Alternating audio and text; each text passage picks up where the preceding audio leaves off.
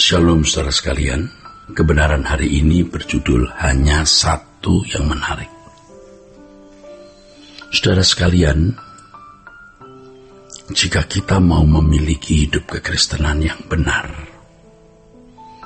mestinya hanya ada satu yang menarik dalam hidup kita, yaitu Tuhan. Itulah sebabnya mau tidak mau kita akan memfokuskan diri kita hanya untuk Tuhan. Kalau kita bekerja, kita berkarir, kita melakukan segala sesuatu, kita melakukannya hanya untuk satu kepentingan ini, untuk satu interest ini, yaitu Tuhan. Tuhan tidak kelihatan, saudara. Ini tidak mudah disentuh, dialami dan dirasakan, tetapi bisa.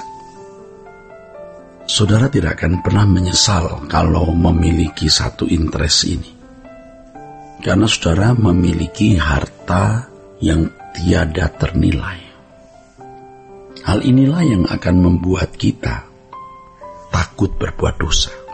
Hal ini juga yang membuat kita tidak terikat dengan materi dunia, uang, harta, kekayaan.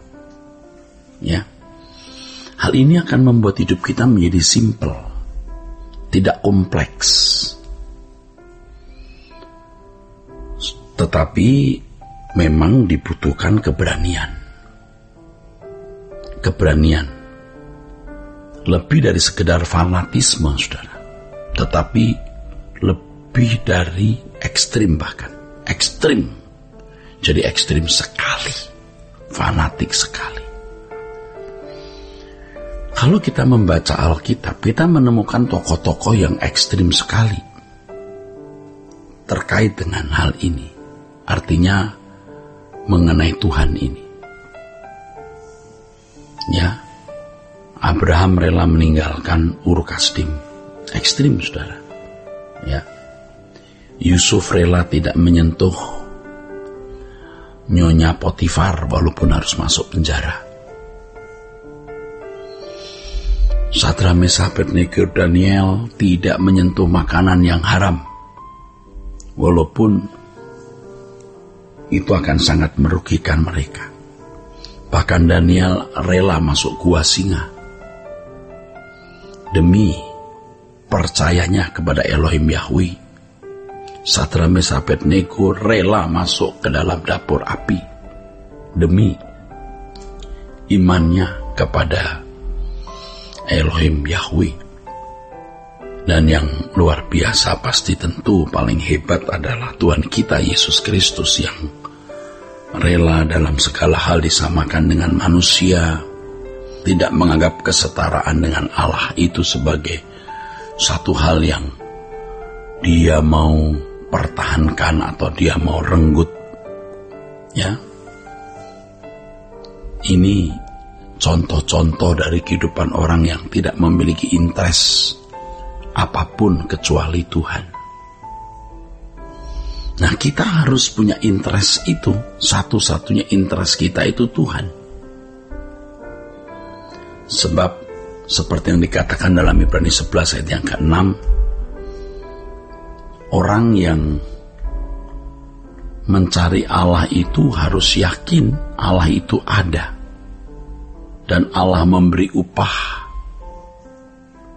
kepada orang yang sungguh-sungguh mencari Dia. Kata sungguh-sungguh mencari Dia itu kalau saya ganti dengan kalimat yang tidak berubah maknanya, yang sungguh-sungguh hanya punya interest kepadanya. Hanya memiliki interest kepadanya. Nah, saudara, orang belajar teologi itu bisa memiliki interest terhadap ilmu teologi, tapi tidak interest terhadap Allah. Saya katakan ini supaya saudara-saudara jangan menjadi orang Kristen yang hanya menangkap pengetahuan tentang Allah yang diimpartasikan, yang ditularkan oleh seorang teolog, tapi tidak menerima impartasi atau penularan hati yang memiliki interest terhadap Allah. Jadi ada teolog yang interest terhadap pengetahuan tentang teologi, tapi tidak interest terhadap Allah pribadi. Wah, itu banyak sekali, saudara. Sangat banyak. Saudara, interest kepada Tuhan, ya, itu mulia sekali. Kalau sampai seseorang bisa interest kepada Tuhan saja, atau ketertarikannya hanya tertuju kepada Tuhan saja, ia menjadi orang yang lebih beruntung dari anak konglomerat, lebih beruntung dari menjadi seorang pejabat tinggi negara, lebih beruntung dari seorang konglomerat. Nah, ini tergantung kita, apakah kita mau mengarahkan interest kita hanya kepada Tuhan atau masih banyak interest yang lain. Itu tergantung kita. Banyak orang yang karena telah memberikan ruangan hatinya bagi dunia ini, maka ia tidak mampu memiliki interest yang bulat, interest yang utuh kepada Tuhan. Ia tidak mampu, kalaupun seandainya dia mau, tidak bisa lagi, karena ruangan hatinya telah dipenuhi oleh keinginan dunia dan menikmatinya, apakah itu uang, harta, rumah, mobil, perhiasan, arloji, dan lain sebagainya. Ini orang-orang yang celaka sekali, saudara, celaka sekali. Orang-orang seperti ini nanti akan sangat menyesal ketika menutup mata, ternyata interestnya yang ditujukan kepada sesuatu atau seseorang, ya, bukan Tuhan, mendatangkan celaka bagi dirinya.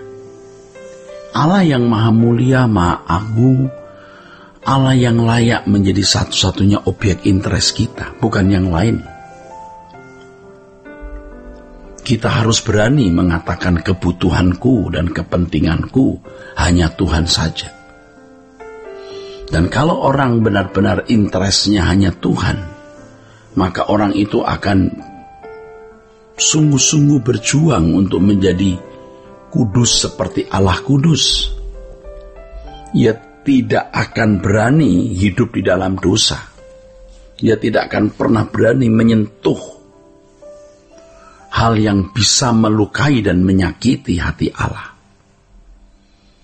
Orang yang interestnya Tuhan saja, sampai pada titik tertentu tidak akan bisa menarik interest itu dari Tuhan.